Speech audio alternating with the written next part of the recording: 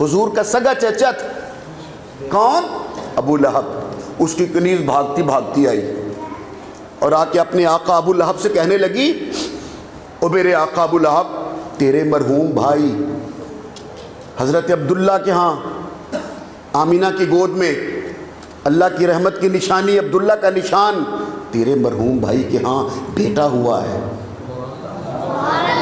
अब जैसे ही अबू लहब ने सुना, हदीस तो आपने सुनी है, जैसे ही अबू लहब ने सुना कि मेरे मरहूम भाई के यहाँ एक बेटा आ गया, मेरा भाई तो दुनिया से जा चुका था, चलो कुरैशी ख़ानदान में एक लड़के का इजाफा हो गया, हाशमी ख़ानदान में एक बेटे का इजाफा हो गया, तो बेसाख्ता गैर इरादी तौर पर बग़ैर कुछ जाने बग़ैर सोचे समझे ये सोच कर कि मेरे भाई के यहाँ बेटा आ गया, हमारे ख़ानदान में एक लड़के का इजाफा हो गया, उसने उंगली उठा के कहा, उंगली का इशारा करके कहा, अपनी लौंडी और अपनी कनीज से कहा, जा मैं तुझे आज़ाद करता हूँ।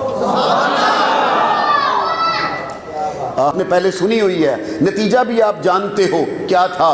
जब अबू लहब सारी ज़िंदगी मुखालिफत करता रहा, दुश्मनी करता रहा मेरे आका से, लेकिन जब मर गया, जब कब्र में चला गया, तो अबू लहब के भाई हज़रत अब्बास ने ख्वाब में देखा, पूछा, वो अबू लहब तेरा क्या हाल है? तो कहने लगा बड़ा बुरा हाल है, लेकिन है मेरे भाई जब पीर का दिन आता है,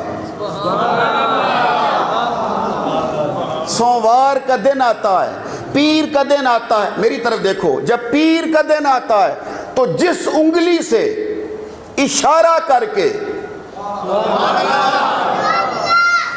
जिस उंगली से इशारा करके मैंने सुएबा को आज़ाद किया था, हर पीर के दिन उस उंगली से सैराब किया जाता। हर पीर के दिन उस उंगली से मुझे दूध और शहद नसीब होता है। उंगली उठा के कहा था, जा तू आज़ाद है। हदीस आपने पहले भी सुनी हुई थी, मैंने आपको इस मंजिल पर लाना था, आप भी और आप भी ज़रा बोल के बतलाइए। उंगली का इशारा करके कहा था, उसने उंगली उठाई थी और उंगली उठा के कहा था, जा तू आज़ाद है। उंगली का इशारा किया, जा तू, बोलो ना, जा तू। उंगली उठा के कहा, जा तू। अब मैं आपसे पूछता हूं, बोलो उसका उंगली उठाना काम आया कि नहीं? फिर जरा सोच के जवाब दो, उसका उंगली उठाना काम आया कि नहीं? सिर्फ आया नहीं, आ रहा है।